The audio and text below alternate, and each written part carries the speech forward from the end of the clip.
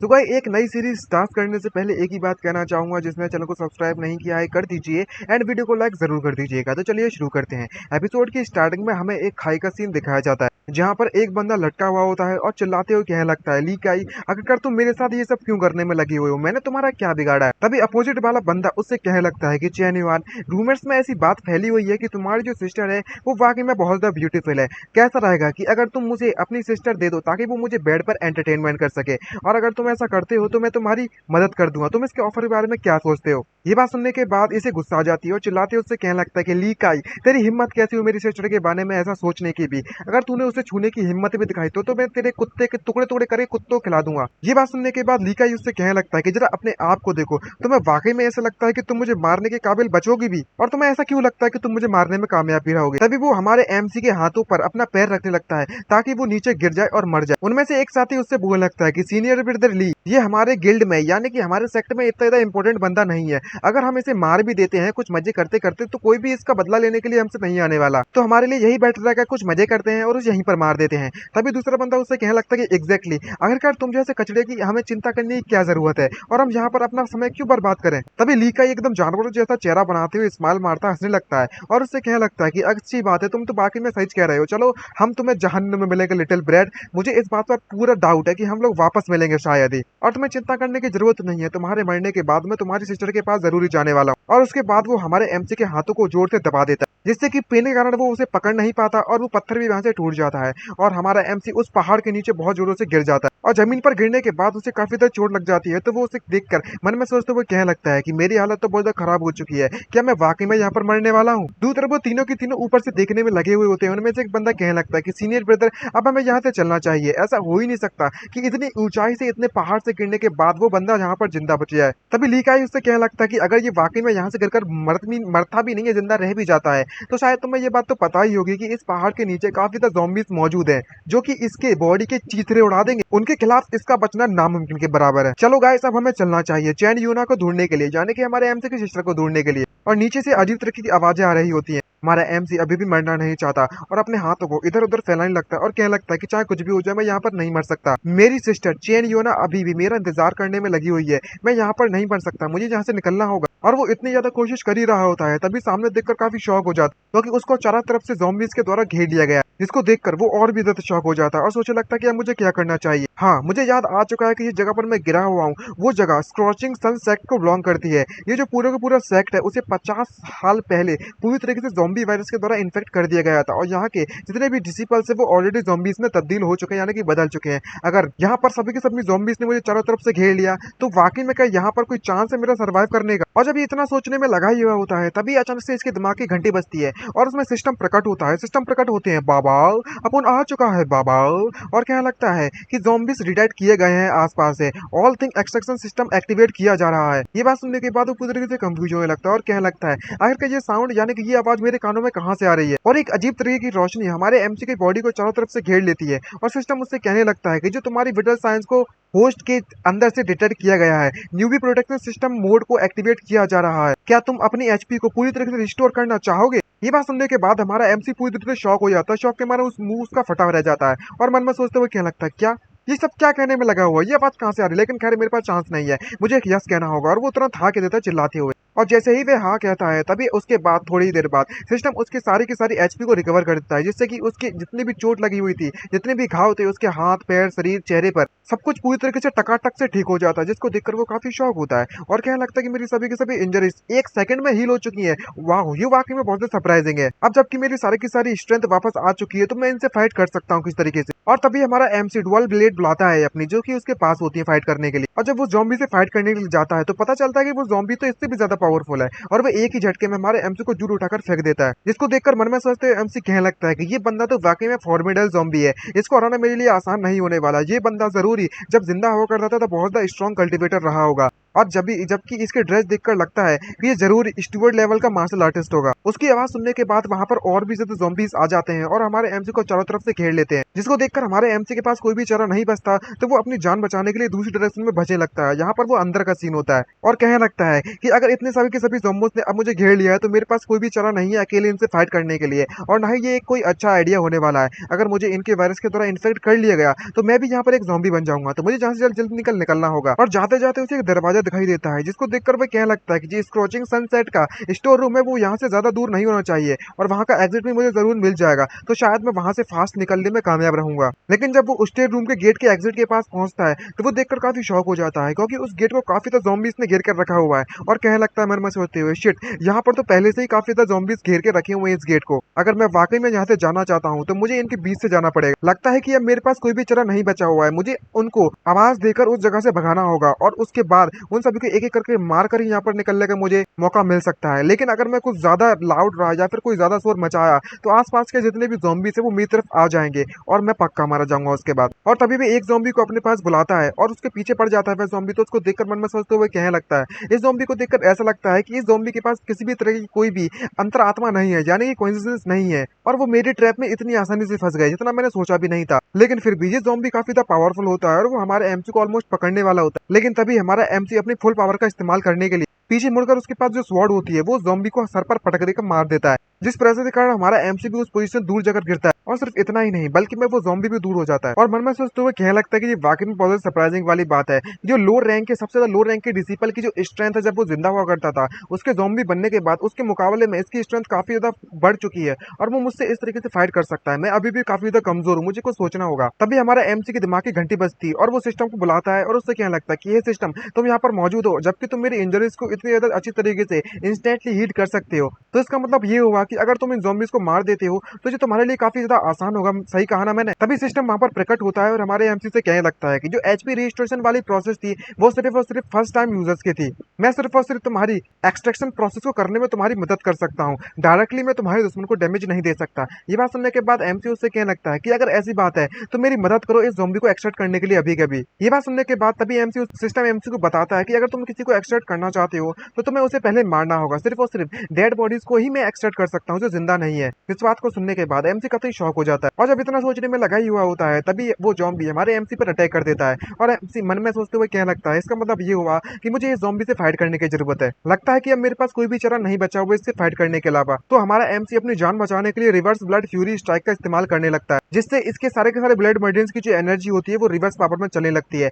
लेकिन अगर स्ट्रिक का इस्तेमाल ज्यादा करता है तो इसकी बॉडी पूरी तरह से डिस्ट्रॉय भी हो सकती है, लेकिन इसकी पावर बहुत ज्यादा होती है, इतनी पावर की उसने अपने अपोनेंट को मारने में कामयाब रहा और वो ज़ॉम्बी को एक ही अटैक में मार देता है। लेकिन इस तरीके का अटैक करने के बाद इसके पास बिल्कुल भी एनर्जी नहीं बचती और मन में सोचते हुए क्या लगता है कि मैंने फाइनली इस ज़ॉम्बी को मारने में कामयाब रहा। लेकिन उसके मुंह से खून निकलने लगता है, क्योंकि जो रिवर्स ब्लड फ्यूरी टेक्निक है, फ्यूरी स्ट्राइक है, वो मैंने तब डिस्कवर की थी खुद से जब मेरा जो ब्लड फ्लो था वो रिवर्स में चला गया था। जब फोर्थ एल्डर ने मुझे एक एक्सिलरी या फिर कोई मेडिसिन दी थी, हर्ब दी थी खाने के लिए, ट्राई करने के लिए, तब मुझे इस टेक्निक के बारे में पता चला। और जब ये ज़ॉम्बी मर जाता है तो हमारा एमसी उस ज़ॉम्बी के पास जाता है और मन में सोचते हुए कहने लगता है कि जो ब्लड फ्यूरी टेक्निक है वो डबल एज अटैक कर सकती है। अगर मैं इसका इस्तेमाल करता हूँ तो मेरी बॉडी पर इस पर बहुत ज्यादा इफेक्ट पड़ता है, तो इस टेक्निक का इस्तेमाल मैं सिर्फ और सिर्फ बहुत ही कम समय के लिए कर सकता हूँ और सिर्फ इमरजेंसी में ही कर सकता हूँ। और उस ज़ॉम्बी को मारने के बाद वो सिस्टम को आदेश देता है कि जल्द से जल्द इस ज़ॉम्बी की पावर को एक्सट्रैक्ट करो। तभी अचानक से उस ज़ॉम्बी के साथ कुछ होने लगता है, जिसको देखकर हमारा एमसी सरप्राइज हो जाता है, जहाँ पर सिस्टम हमारे एमसी को उस वहां पर 3 चीजें चूज करने को ऑप्शन देता है। पहला होता है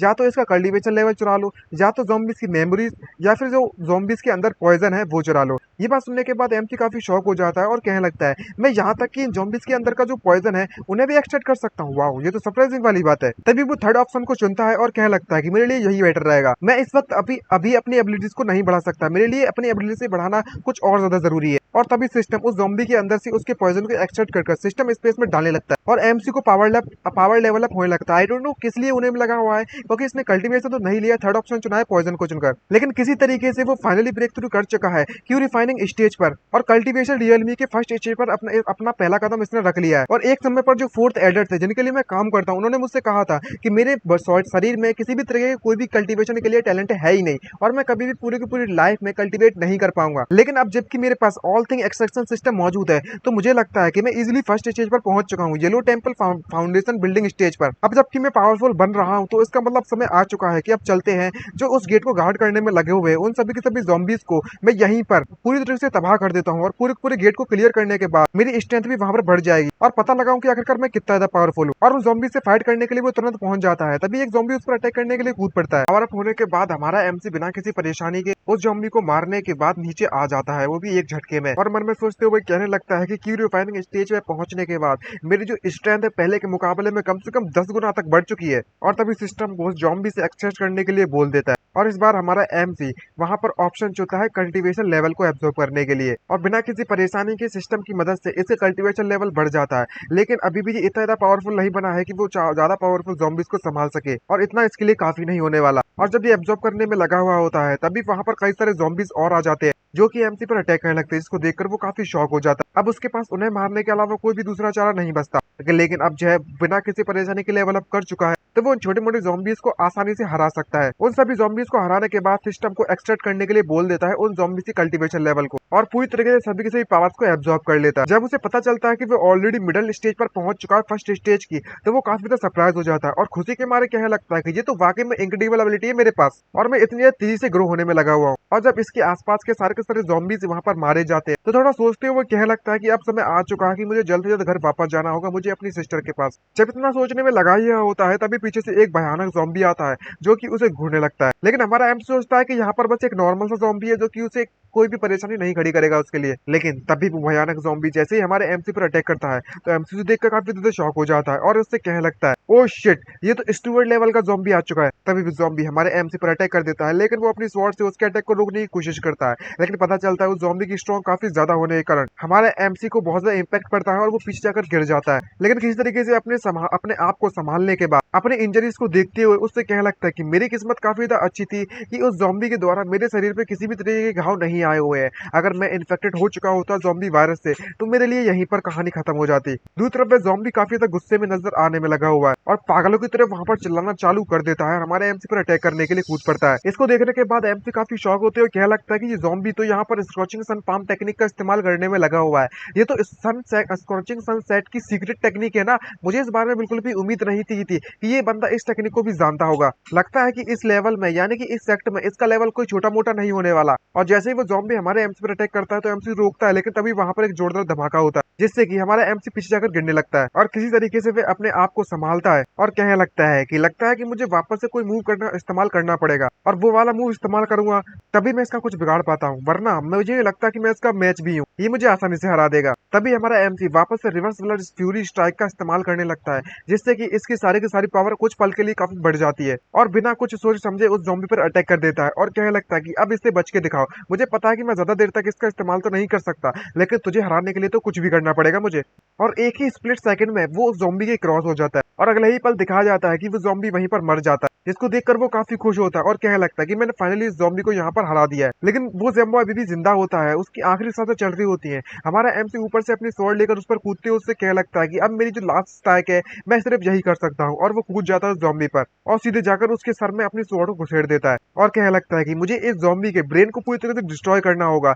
ये तभी यहाँ पर मारा जाएगा। तभी वो देखता है, पता चलता है कि देखने लगता है ये मर तो गया ना पक्का। और इतना ज्यादा देर से फाइट करने के कारण, इतनी पावर इस्तेमाल करने के कारण वो काफी थक चुका होता है और बैठकर कहने लगता है कि फ्यू यार, वाकई में जो रिजर्व ब्लेड फ्यूरी टेक्निक है उसे मैं ज्यादा से ज्यादा मैक्सिमम 2 बार ही इस्तेमाल कर सकता हूँ दिन के अंदर अंदर, और ये टेक्निक मैंने ऑलरेडी दोबारा से इस्तेमाल कर ली है और अगर मैंने दोबारा से इसको फिर से इस्तेमाल किया तीसरी बार तो ऑन द स्पॉट में मर जाऊंगा। तभी सिस्टम नोटिफिकेशन देने लगता है कि प्लीज अपने एक्सटेंशन ऑप्शन को चूज करो। 3 ऑप्शन आते हैं, कल्टीवेशन लेवल को चुन लो या फिर मार्शल टेक्निक को या ज़ॉम्बीज की सारी मेमोरीज को। ये सुन देखने के बाद एमसी काफी सरप्राइज हो जाता है और कहने लगता है ओ माय गॉड, यहाँ पर एक और एक्स्ट्रा ऑप्शन आ चुका है, जहाँ पर मैं इसकी टेक्निक को भी इस बार एक्सटेंड कर सकता हूँ। तो हमारा एमसी बिना कुछ सोचे समझे सेकंड ऑप्शन को चुन लेता है, जिसमें उसकी टेक्निक होती है। और मन में सोचते हुए क्या लगता है कि स्क्रॉचिंग सन पाम, स्क्रॉचिंग सन सेट की सीक्रेट टेक्निक है। अगर मैं इस टेक्निक को सीख सकूं तो मेरे लिए ये काफी ज्यादा अपॉर्चुनिटी वाली बात हो जाएगी और मुझे काफी पावरफुल भी महसूस होगा और बिना किसी परेशानी के मैं आसानी से यहाँ से निकल भी सकता हूँ। और इतना करने के बाद वापस से जब टेक्निक को चुनता है तो उसमें ऑप्शन आते हैं कि scorching sun palm, basic breathing technique, basic cultivation technique,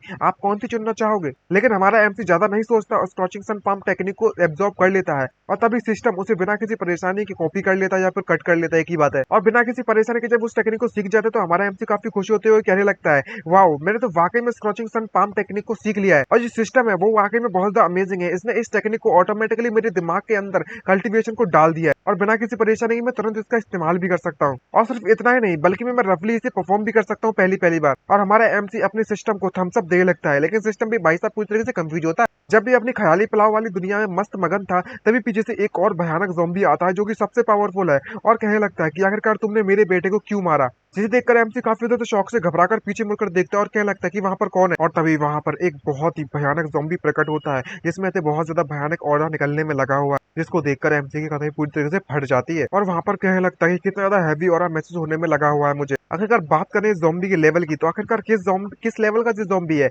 मैं तो इसकी प्रेजेंस को यहाँ पर आने से पहले महसूस भी नहीं कर पाया था और ये बिना किसी परेशानी के मेरे नजदीक भी आ गया। और जब मैं इस ज़ॉम्बी के कपड़े को देखता हूँ, जब ये जो पहने हुआ है, इसको देखकर तो ऐसा लगता है कि ये स्क्रॉचिंग सनसेट की सेक्टर मास्टर होगी। यस गाइस, ये फीमेल ज़ॉम्बी है और ये जिस तरीके से चिल्लाने में लगी हुई कि आखिरकार मैंने इसके बेटे को मारा, कि जिस ज़ॉम्बी को मैंने इससे पहले अभी भी मारा था कि वो वाकई में इसका बेटा था। अब मुझे समझ में आया कि आखिरकार ये किस तरीके से हम इस सीक्रेट टेक्निक को जानती है स्क्रॉचिंग सनसेट के। जब ये इतना सोचने में लगा ही हुआ होता है तभी वो ज़ॉम्बी वापस से चिल्लाती है, वो भी बहुत ज्यादा गुस्से में, कि आखिरकार तुमने मेरे बेटे को मारा तो मारा क्यों। और जब वो चिल्लाती है तो उसका ऑरा हमारे एमसी की तरफ रिलीज होता है, जिसको देखकर एमसी और भी डर जाता है और काफी सरप्राइज होती है। अपने आप से कहने लगता है कि आखिरकार जरा एक मिनट रुको, ये ज़ॉम्बी बात कैसे कर सकता है। तभी वो ज़ॉम्बी जो फीमेल सेक्ट लीडर होती है वो अपने हाथों में एनर्जी को इकट्ठा कर हमारे एमसी की तरफ शूट कर देती है और उससे क्या लगती है कि तुम मेरी सेट के अंदर चुपके से घुसे हो, चाहे कुछ भी हो जाए मैं तुम्हें यहाँ से जिंदा नहीं जाने देने वाली। और इतनी पावर को देखने के बाद एमसी कतई फट जाती है और जारक उसके मुंह पर जाकर लगता है वो टेक्निक, जिसको देखकर हमारा एमसी कहने लगता है कि ये फीमेल ज़ॉम्बी तो अनबिलीवेबली स्ट्रॉन्ग है, मुझे नहीं लगता कि मैं इसे हरा पाऊंगा। तो मेरे लिए सबसे ज्यादा बेटर तरीका यही रहेगा कि अगर मुझे अपनी जान बचानी है तो पहली फुर्सत में यहाँ से निकल लो बेटे, नहीं तो ये तुम्हारी भुर्जी बना देगी।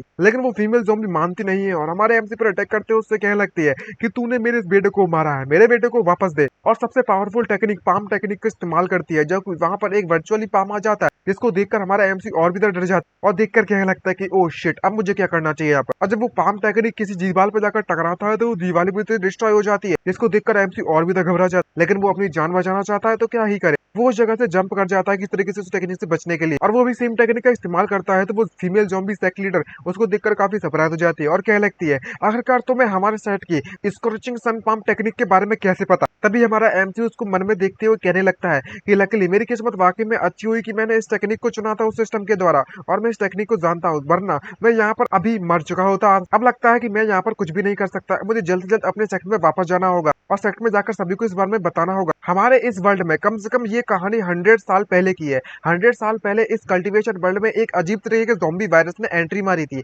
और उसी वायरस के कारण जहाँ पर जितने भी कल्टीवेटर्स हैं वो धीरे धीरे कर इन्फेक्टेड होते जा रहे हैं और ज़ॉम्बीज में बदलते जा रहे हैं और पूरे के पूरे वर्ल्ड को एक एपोकलिप्स का सामना करना पड़ रहा है उस समय से। और जनरल लैंग्वेज में देखा जाए तो जितने भी ज़ॉम्बीज हैं वो बिना किसी परेशानी के, मतलब बिना कुछ सोचे समझे जो भी उनके सामने आता है, रास्ते में आता है, वो उन सभी को मार देते हैं और उनके अंदर किसी प्रकार की कोई भी अंतरात्मा जगह कॉन्फिडेंस नहीं होती। अब जबकि मुझे पता चल चुका है यहाँ पर एक ऐसा ज़ॉम्बी है जो कि यहाँ पर बात कर सकता है, तो इससे पता चलता है कि इसकी इंटेलिजेंस भी काफी ज्यादा बढ़ चुकी है। ये काफी ज्यादा इंपॉर्टेंट इन्फॉर्मेशन है, मुझे पहुंचानी होगी सेट की तरफ। और वो फीमेल ज़ॉम्बी कुछ भी नहीं कर पाती जब हमारा एमसी वहां से निकल जाता है, लेकिन कह लगती है कि चाहे कुछ भी हो जाए तो मेरी टेक्निक से बचकर निकलने में नाकामयाब रहोगे, क्योंकि हमारा जो इमोर्टल रीजन सेक्ट है वो जल्द ही यहाँ से तबाह कर दिया जाएगा हमारे द्वारा और हमारे ज़ॉम्बीज पूरे के पूरे इलाके को अपने अंडर में ले लेंगे, ऐसा ये फीमेल ज़ॉम्बी कह रही है। तभी नेक्स्ट सीन में हमें दिखाया जाता है हमारे एमसी की सिस्टर के पास चैन याओ की तरफ, जहाँ पर वो दोनों के दोनों जिसने हमारे एमसी को मारने की कोशिश की थी वो तीनों के तीनों यहाँ पर पहुंच चुके हैं। और चैन याओ को देखने के बाद कहने लगते कि ओ माय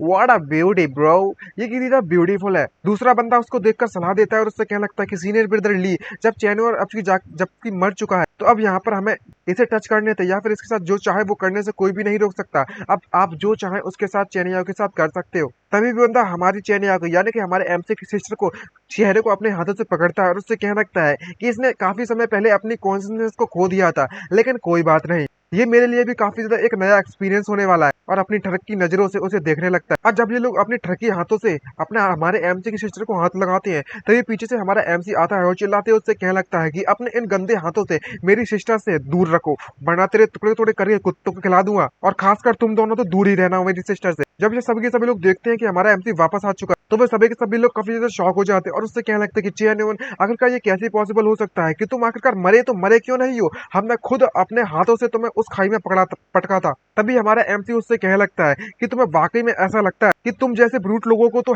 जहन्नुम में जाना चाहिए, नरक में जाना चाहिए, आखिरकार मैं क्यों मरूं? तुम्हें मरना चाहिए, तुम हो बेकार लोग। तभी उनमें से एक बंदा बोल पड़ता है कि जो चेन वन की कल्टीवेशन है वो वाकई में बहुत ज्यादा लो है। अब ये जबकि सनफायर सेट से फुल ज़ॉम्बी से भरे हुए सेट से बचकर आ चुका है, तो इसका मतलब ये हुआ कि इसके पास कुछ ना कुछ तो है। लेकिन फिर भी यार, ये कैसे पॉसिबल हो सकता है कि इतनी ज्यादा ऊंचाई पहाड़ी से हमने इसे गिराया था, ये फिर भी नहीं मरा? ज़ॉम्बी से गिर गया, ये फिर भी नहीं मरा, ये अभी भी जिंदा क्या है? तो है कैसे? भले ही मान के चलो अगर से गिरने से बच गया होगा, तो आखिरकार ये सभी के सभी ज़ॉम्बीज के तरह से खाया क्यों नहीं गया? कुछ समझ नहीं आ रहा है, मेरा दिमाग पूरी तरीके से खराब हो चुका है। तभी उसका सीनियर ब्रदर ली वहां पर उससे कहने लगता है कि आखिरकार तुम इतना ज्यादा पैनिक क्यों करने में लगे हुए हो? भले ही वो उस वक्त वो वहां पर नहीं मरा होगा, तो क्या हुआ, अब तो मर सकता है ना। और वो तीनों के तीनों हमारे एमसी को घिर फिर से खड़े हो जाते हैं और सीनियर ब्रदर ली उसका कहने लगता है, चेन्युआन तुम अपनी सिस्टर को मेरे हवाले कर दो और मैं तुम्हें पेनलेस डेथ दे सकता हूँ, बिना दर्द के मौत दे सकता हूँ। तुम इसके बारे में क्या सोचते हो? ये बात सुनने के बाद एमसी उससे कहने लगता है अपनी स्वॉर्ड निकालने के बाद, ली का है, आखिरकार आज तुम मेरे हाथों से पक्का मरोगे। तभी उनका साथी उससे बोल लगता है कि सीनियर ब्रदर ली आपको चिंता करने की जरूरत नहीं है,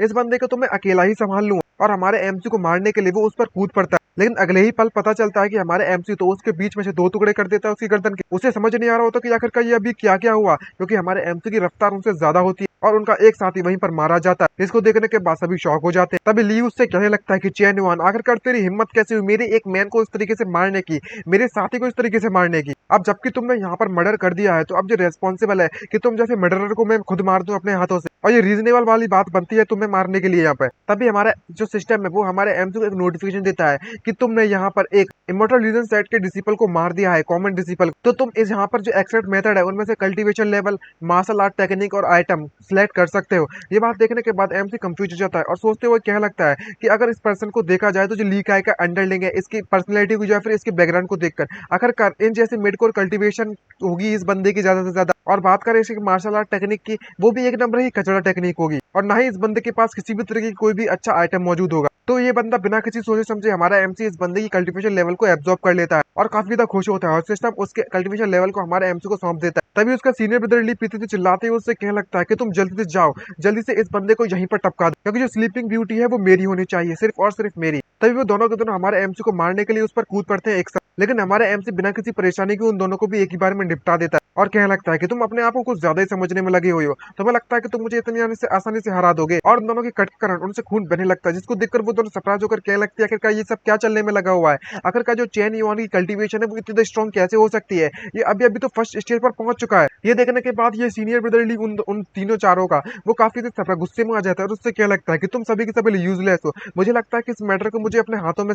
हैंडल करना पड़ेगा। और अपनी कल्टीवेशन टेक्निक का इस्तेमाल करते हुए उससे कहने लगता है कि चेन युआन तुम बस एक कचड़े हो, कचड़े, तुम कचड़े से ज्यादा कुछ भी नहीं हो, आखिरकार तेरी हिम्मत कैसी है मेरे अगेंस्ट इस तरीके से फाइट करने की, तुझे तो मैं अभी सबक सिखाता हूं। तभी हमारा एमसी अपनी स्वॉर्ड दिखाकर उससे कहने लगता है तो क्या होगा अगर मैं तेरे से फाइट करने में लगा हूँ, ये सन ऑफ अ बिच, तुम इस तरीके से यहाँ पर बकवास करना बंद करो और आकर मुझसे जाकर फाइट करो। आज मैं तेरे टुकड़े टुकड़े करके कुत्तों को नहीं, कितनी मछलियों को खिला दूंगा और पूरी तरीके से तबाह करने वाला हूँ आज मैं तुझे। ये बात सुनने के बाद इसको काफी गुस्सा आ जाती है और वो हमारे एमसी पर कूद पड़ता है और उससे कहने लगता है ना ही तुम और ना ही तुम्हारी सिस्टर को आज मैं जिंदा छोड़ने वाला हूँ, तुम दोनों को यहाँ पर मार दूंगा। लेकिन हमारा एमसी बिल्कुल भी डरता नहीं है और वो अपनी स्वॉर्ड से उसे मारता है, लेकिन उसका अपोनेंट बिल्कुल भी कमजोर नहीं होता और उसकी हमारे एमसी के स्वॉर्ड के दो टुकड़े हो जाते हैं, जिसको देखकर उसका सीनियर ब्रदर ली काफी खुश होने लगता है और उससे कहने लगता है कि मैं एक आउटर डिसिपल हूँ, आखिरकार तुम जैसा मेनियल सर्वेंट जो कि हैंडीवर्क का काम करता है वो मुझसे कंपेयर कैसे कर सकता है, मैं तुम्हें जब चाहे जहां चाहे तब मार सकता हूँ, तुम मेरा कुछ भी नहीं बिगाड़ सकते। तभी हमारा एमसी अपनी स्वॉर्ड को नीचे उतार और गुस्से में उसको देखने लगता और अपने सारे के सारे कल्टीवेशन पावर को एक साथ रिलीज करता है, जिसको देखकर सभी के लोग सरप्राइज हो जाते हैं और उसका सीनियर ब्रदरली शॉक के मारे पसीना पसीना हो जाता है और कहने लगता है सर 1 मिनट रुको,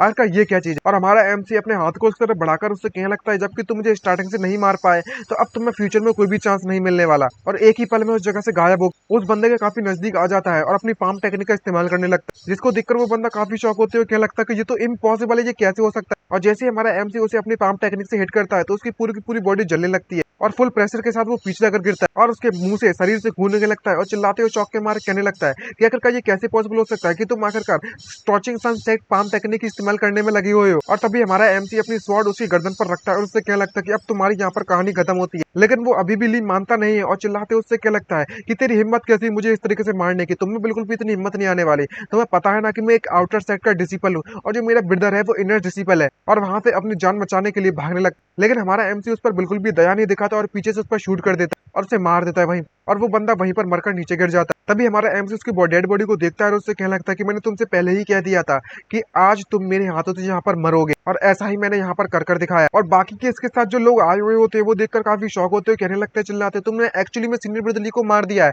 अगर तेरी हिम्मत कहती हुई ऐसा करने की। और सभी के सभी लोगों को हमारा एमसी सलाह देता है और उससे कहने लगता है कि अगर मैं तुम्हारी जगह पर होता तो यहाँ पर खड़े खड़े मैं यहाँ पर बकवास नहीं कर रहा होता, बल्कि मैं अपनी जिंदगी बचाने के लिए यहाँ से भागने में लगा हुआ होता। इस तरीके से इन सभी की दिमाग की बत्ती जलती है और वो अपनी जान बचाने के लिए वहां से भागने लगते हैं और उससे कहने लगता है ये बंदा बात तो सही कह रहा है, हमें भागना चाहिए यहाँ से। तभी एमसी उससे कहने लगता है कि ये तुम्हारे लिए काफी ज्यादा लेट हो चुका है। और वो तीनों की तीनों अपनी जान की भीख मांगने लगते हैं और उससे कहने लगता है कि प्लीज हमें बख्शी दीजिए, हमें मत मारो, हम तुमसे माफी मांगते हैं। लेकिन हमारा एमसी उन्हें बिल्कुल भी नहीं छोड़ता और अपनी फुल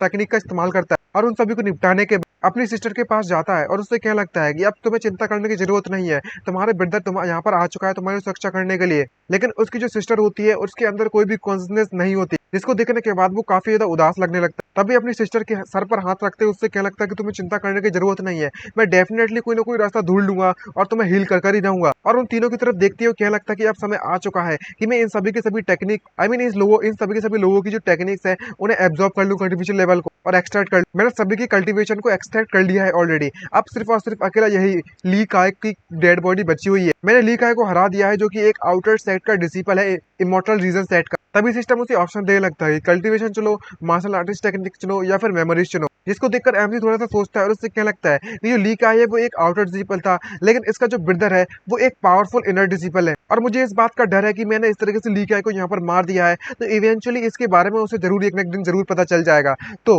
मुझे सबसे पहले तो एडवांस में अपने दुश्मन के बारे में पता लगाना होगा और तैयार रहना होगा। तो लगता है कि मेरे लिए सबसे बेस्ट ऑप्शन यही रहेगा कि मैं इस बंदे की मेमोरीज के चुन। जैसे मेमोरीज ऑप्शन को चुनता है तो उसके दिमाग में बहुत ज्यादा मेमोरीज आने लगती है और उसे सब कुछ अपने दुश्मन के बारे में पता चल जाता है और कहने लगता है कि अच्छा तो ये है ली काय की मेमोरीज, ये वाकई में बहुत ज्यादा ब्रूट है, इस बंदे को तो मरने के लायक डिजर्व करता है। और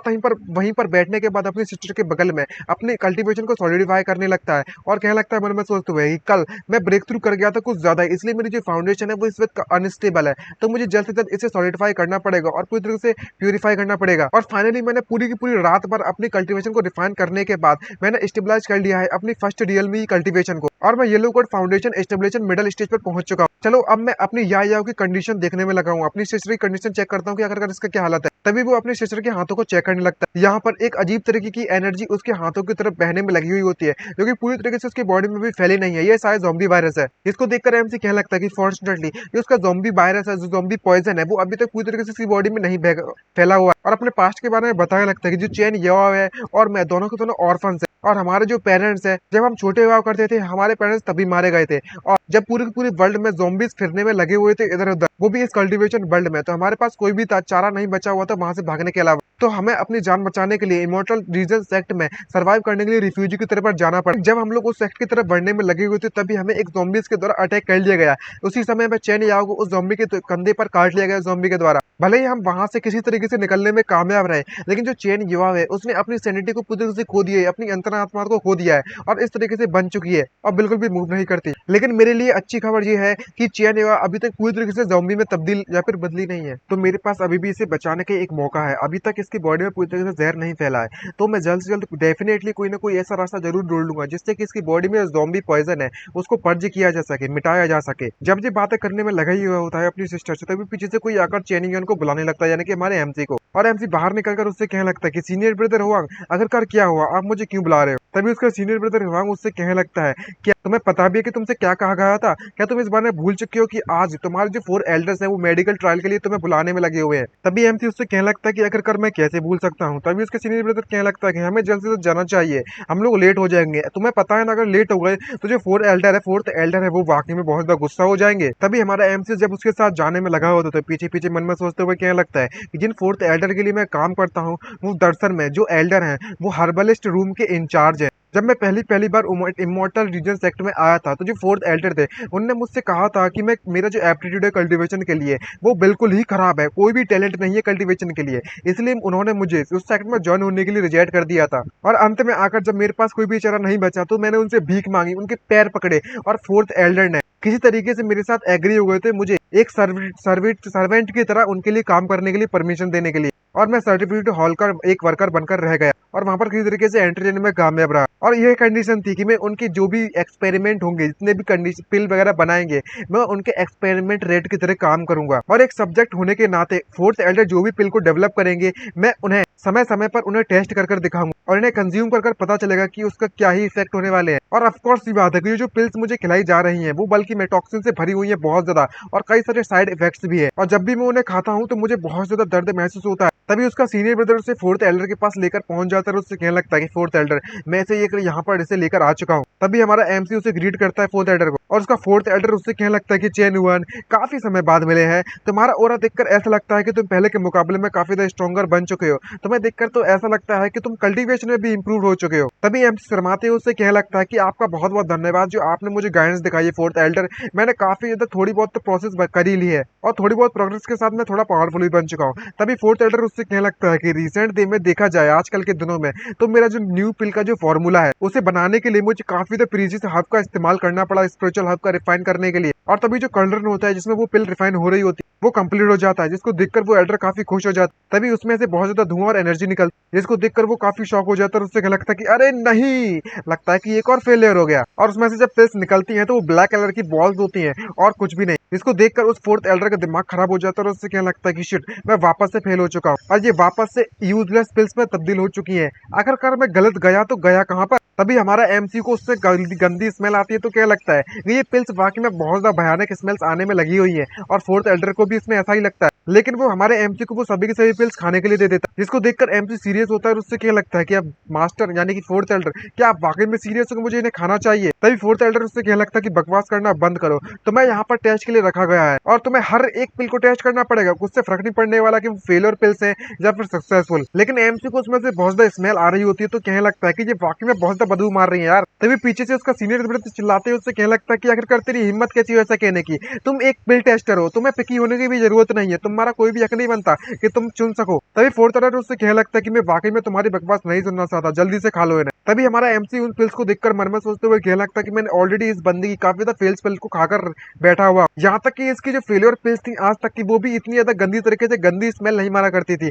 क्या ऐसा पॉसिबल हो सकता है कि इसके अंदर, इस पिल के अंदर डेडली पॉइजन है? तो शायद अगर मैं इसे खाता हूँ तो मर भी सकता हूँ। तभी सिस्टम नोटिफिकेशन देने लगता है कि इसके तुम्हें एक्सट्रैक्शन ऑप्शन दिया जा रहा है, पिल टॉक्सिन और पिल एसेंस में से तुम एक ऑप्शन चुन सकते हो। और उसके दिमाग की बत्ती जलती है और कहने लगता है कि अगर मैं पिल के टॉक्सिन को एक्सट्रैक्ट कर लेता हूँ तो इसका मतलब ये नहीं होता कि जो पिल है वो अपनी टॉक्सिसिटी को पूरी तरीके से खत्म कर देंगे। टाइपिकली देखा जाए तो एक्सट्रैक्ट, अगर मैं एक्सट्रैक्ट करता हूँ पिल के टॉक्सिन को तो वो आगे स्टडी करने के लिए काम आएंगे, टॉक्सिन के कंपोनेंट्स को और उसे किस तरीके से न्यूट्रलाइज किया जाता है उसके लिए। या तो मैं उसे सेफ हैंडलिंग की तरह यूज कर सकता हूँ या फिर पॉइजनस सब्सटेंसेस को बाद में यूज कर सकता हूँ उसके। तभी उसका सीनियर ब्रदर पीछे से चिल्लाते उससे क्या लगता है कि तुम किसका इंतजार करने में लगे हो, जल्दी से खाओ उसे। तभी हमारा एमसी अपने ऑप्शन 1 को चुन लेता है, एक्सट्रैक्ट पिल के सभी टॉक्सिन्स को, जिससे कि उस पिल के जितने भी टॉक्सिन्स होते हैं वो सारे के सारे हमारे सिस्टम के स्पेस में स्टोर कर लिया जाता है और बिना किसी परेशानी के हमारा एमसी उन पिल्स को खा लेता है और कहने लगता है कि मुझे लगता है अब यहाँ पर कोई भी इशू नहीं होना चाहिए। और जैसे ही वो उन पिल्स को खाता तो उसके बॉडी के अंदर की एनर्जी आसानी से बढ़ जाती है और मन में सोचते हुए क्या लगता है कि जब मैंने इस पिल्स की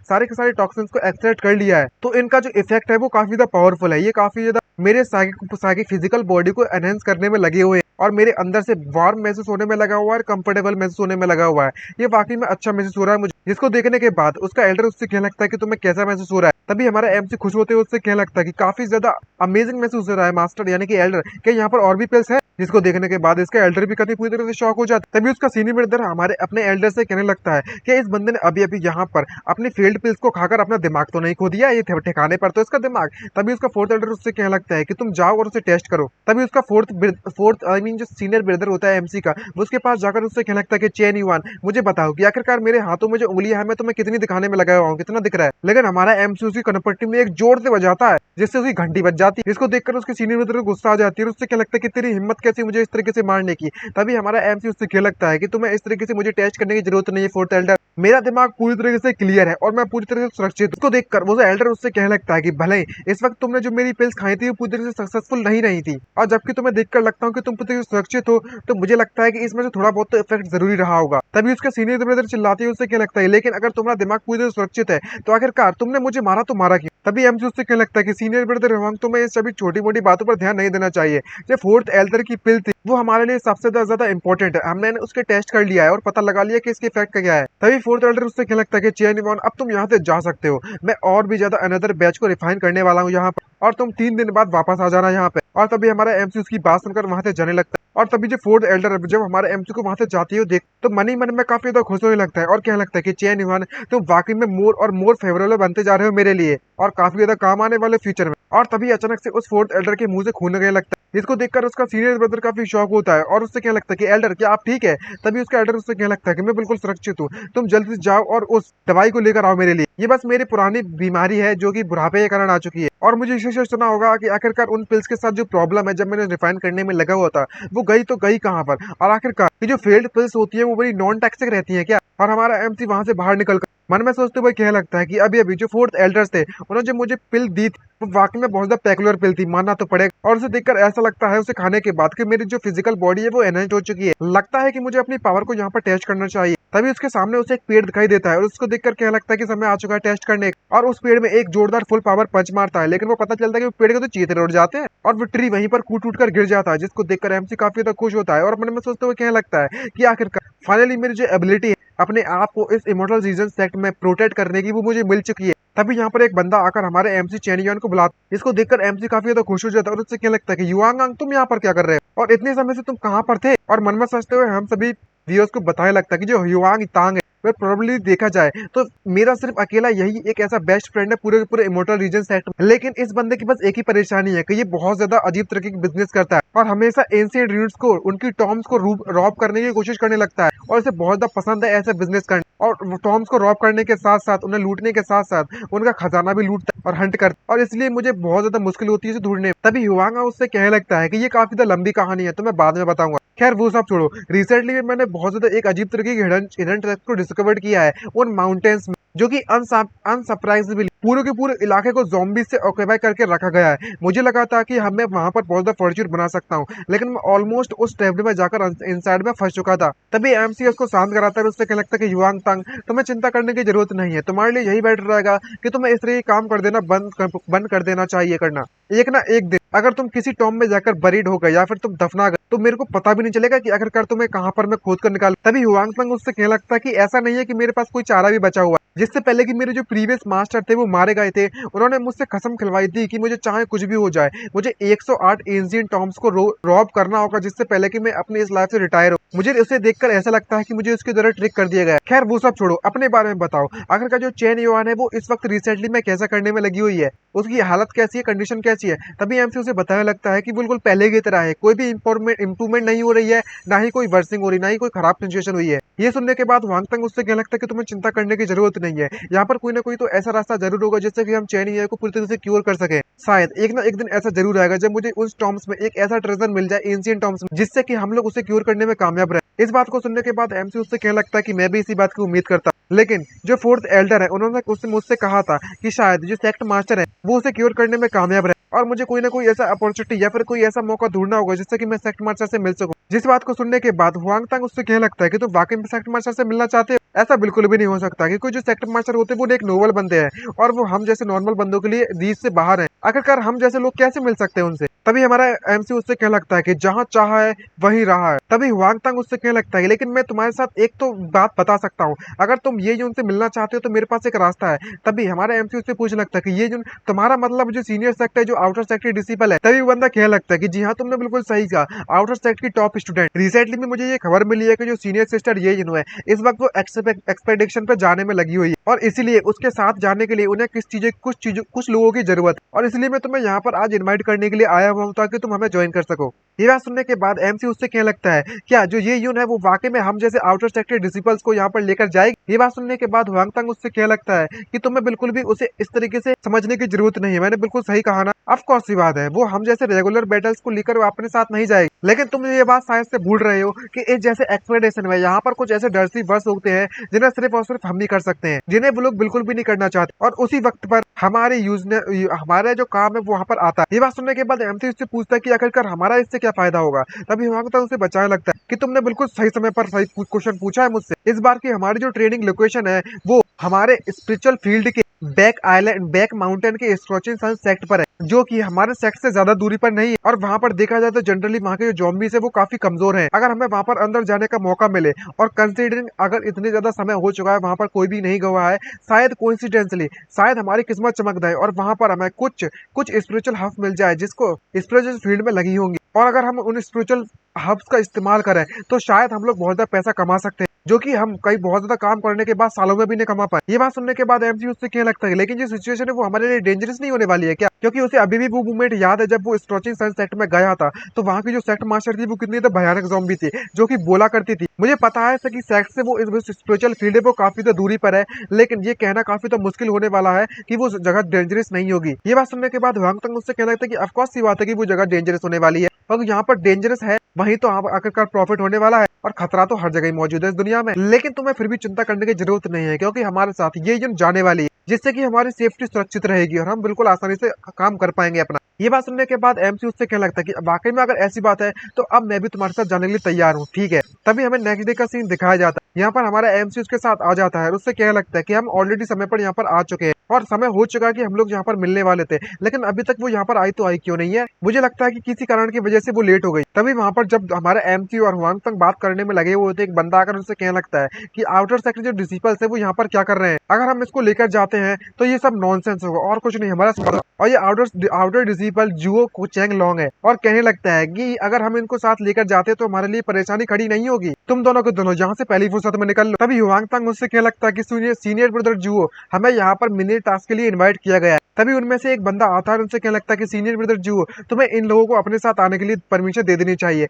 आखिरकार क्रिकेट मूवमेंट पे यही लोग तो काम आएंगे। और तभी वो इस बात से एग्री हो जाता है। तभी उनकी सीनियर सिस्टर भी वहां पर एंट्री मारती है और उससे कहने लगती है कि तुम सभी के सभी रेडी हो, जिसको देखकर सभी शॉक हो जाते हैं और उससे कहने लगता है कि सीनियर सिस्टर ये यहाँ पर आ चुकी है, क्योंकि जब वो एंट्री मारती है तो सीनियर सिस्टर ये जो वाकई में बहुत धमाकेदार एंट्री मारती है। खैर वो वाली धमाकेदार नहीं कर रहा कि पटाखे पटाखे फूट रहे हो, लेकिन बाकी में मजाक तो आ गया। तभी उनमें से एक बंदा आकर उससे कहने लगता है कि सीनियर सिस्टर है, हम लोग यहाँ पर ऑलरेडी रेडी है जाने के लिए, और वो यहाँ से अपनी इस एक्सपेडिशन को स्टार्ट करने के लिए परमिशन दे देती है। तभी युवांग तंग एमसी से कहने लगता है कि हमें चलना चाहिए, हमें केयरफुल रहना होगा इस जुओ चेंगलंग से, और उनकी पूरी की पूरी टीम निकल पड़ती है अपनी जर्नी पर और आधे घंटे बाद वो अपनी डेस्टिनेशन पर पहुंच जाते हैं। तभी रास्ते में चैन जान लग जाने की वो बंदा जो कि हमारे एमसी को परेशान कर रहा था, उनमें से वो बंदा बोलता है कि सीनियर सिस्टर है, हमारा जो इनसाइड कोर्टयार्ड है स्क्रॉचिंग सनसेट के वहाँ पर एक स्पिरिचुअल फील्ड मौजूद है, क्या हमें अंदर जाकर स्काउट करने के लिए किसी को भेजना चाहिए सबसे पहले। ये बात सुनने के बाद उसकी सीनियर सिस्टर एग्री हो जाती है। तभी वो बंदा हमारे एमसी और हुआंग तांग को कहने लगता है कि तुम दोनों के दोनों अंदर जाओ और स्काउट कर आओ। ये बात सुनने के बाद वो काफी ज्यादा शॉक हो जाता है और कहने लगता है कि तुम मेरे साथ मजाक करने में लगी हुई हो,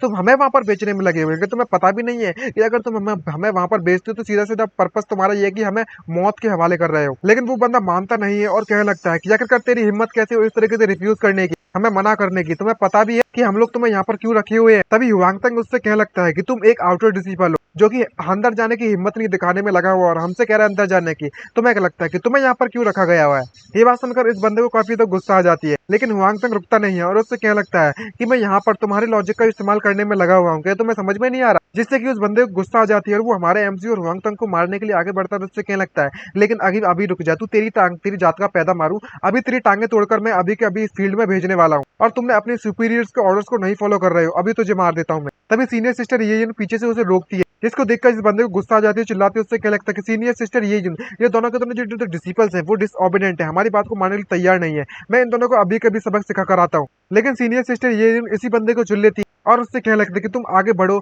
और जाकर स्काउट कर आओ। ये बात सुनने के बाद वो बंदा काफी शौक हो जाता है और शौक होते क्या लगता है कि बाकी में क्या मैं। लेकिन जब सीनियर सिस्टर के चेहरे को देखता है तो वो काफी ज्यादा सीरियस लगती है और वो बंदा किस तरीके से अपने टास्क को टालने के लिए उससे क्या लगता है कि सीनियर सिस्टर उनकी जो जिंदगी है उनको अगर हम सेक्रीफाइस कर देते हैं, जो कमजोर है वो हमारे लिए काफी ज्यादा वर्थ होगा। तो हमारे लिए ये बेटर नहीं रहेगा कि आखिरकार हम लोग इन लोगों को भेज देंगे तो पैसे भी ये यूजलेस, हमारे किसी काम के नहीं आने वाले। तभी उसकी सीनियर सिस्टर उसी का डायलॉग उसे मायने लगती है कि तुम यहाँ पर अपने सीनियर्स का ऑर्डर मानने के लिए मना करने में लगे हुए हो, आखिरकार तुम्हें यहाँ पर रखने के लिए क्या ही मतलब है, क्या ही फायदा है। और ये बात सुनने के बाद उसकी फट जाती है और पसीना पसीना हो जाता है और उससे जाकर कहने लगता है कि सीनियर सिस्टर आपको गुस्सा होने की बिल्कुल भी जरूरत नहीं है, मैं अभी जाता हूँ अभी जाता हूँ। हे हुआंग तंग, तुम दोनों के दोनों यहीं पर मेरा इंतजार करो, जब मैं वापस आऊंगा ना तब मैं तेरी बैंड बजाने वाला हूँ और तुम इसका जो बदला है तुम्हें बिल्कुल पे करना पड़ेगा। तभी हमारा एमसी उससे क्या लगता है कि आखिरकार इंतजार करने के लिए क्यों कहने में लगे हो, शायद तुम तो यहाँ पर वापस भी नहीं आने वाले। अब जब ये सारा का सारा सीन हो रहा है तो एमसी को देखकर थोड़ा डाउट होता है, तो वो हुआंग तंग से कहने लगता है कि आखिरकार मुझे ऐसा क्यों लगने में लगा हुआ है कि जो सीनियर सिस्टर ये यून है वो इंटेंशनली हमारी मदद कर रही है।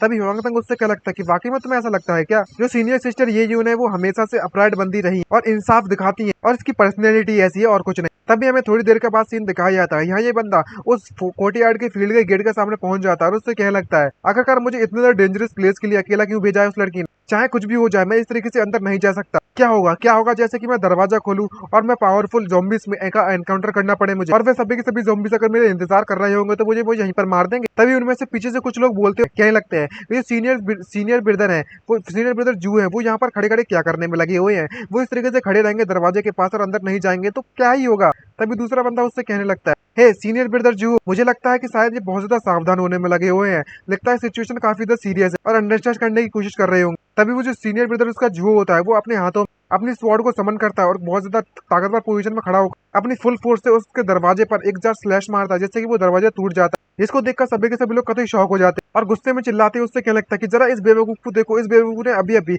अपनी फुल पावर से उस दरवाजे को पूरी तरह से तबाह कर दिया है और इतना ज्यादा शोर मचा दिया है। इसका मतलब ये नहीं हुआ कि इसने इतने ज्यादा ज़ॉम्बीज़ को अट्रैक्ट कर लिया यहाँ पर अटैक करने के लिए, ये मानना पड़ेगा ये एक नंबर का गधा है, बेवकूफ है। और तभी सभी के सभी जितने भी ज़ॉम्बीज़ अंदर होते हैं वो इसकी आवाज सुनने के बाद उसके डायरेक्शन में आने लगते हैं, जिसको देखकर इस युवक की पूरी तरह फट जाती है और पसीना पसीना हो जाने लगता है और अंदर देखकर कहने लगता है कि यहाँ तो बहुत ज्यादा मात्रा में ज़ॉम्बीज़ है। और तभी वो सभी ज़ॉम्बीज़ बंदे के पास तरफ बढ़ने लगते हैं तो वो अपनी जान बचाकर वहां से भागने लग और कहने लगता कि अरे यार कोई तो मदद कर दो यार। तभी उनके साथियों में से एक बंदा कहता है कि सीनियर ब्रदर जुओ ने इतने ज्यादा ज़ॉम्बीज़ को अटैक कर लिया है, हमने उसे स्काउट करने का मौका दिया, ये एक बेवकूफी थी हमारी, इसने वाकई में इतने ज़ॉम्बीज़ को अटैक कर लिया है। और इस सिचुएशन को देखने के बाद जो सीनियर सिस्टर ये यन होती है वो काफी ज्यादा गुस्से में हो जाती है और घबराने लगती है सिचुएशन को देखते हुए। अब जबकि इसके पास कोई भी मौका नहीं बचता तो वो अपनी स्वॉर्ड निकालने के बाद अपने सभी के सभी मेंबर से कहने लगते कि फाइट के लिए तैयार हो जाओ। तभी हुआंग तंग हमारे एमसी को बुलाता है, उससे कहने लगता कि चेन युआन तुम वहां पर क्या कर रहे हो, तुम जल्दी से मेरे साथ आओ। तभी सीनियर सिस्टर ये यून पर एक ज़ॉम्बी वहां पर ऊपर से अटैक कर देता है लेकिन वो बिना किसी परेशानी के उस ज़ॉम्बी को वहां पर हराने में कामयाब रहती है। दूसरी तरफ एक पत्थर का पीछे का सीन दिखाया जाता है जहाँ पर हमारा एमसी और हुआंग तंग दोनों के दोनों अपने छुप कर बैठे हुए होते हैं। एमसी उससे पूछ लगता है आखिरकार तुम मुझे अपने आप को फॉलो करने के लिए क्यों कहा था, यहाँ पर छुपने के लिए। तभी हुआंग तंग उससे कहने लगता है कि और किस लिए कहूंगा तुझसे मैं। तभी हुआंग तंग उससे कहने लगता है कि तुम मुझे सजेस्ट करने में लगी हुई हो कि हम लोग वहां पर जाएं और उन ज़ॉम्बी से हेड ऑन फाइट कर आए। ये बात सुनने के बाद एमसी उससे कहने लगता है हाँ बिल्कुल ऐसा ही कहने वाला था। तभी हुआंग तंग कहने लगता है कि मुझे लगता है कि मैं वहां पर जाकर फाइट कर सकता हूँ और मैं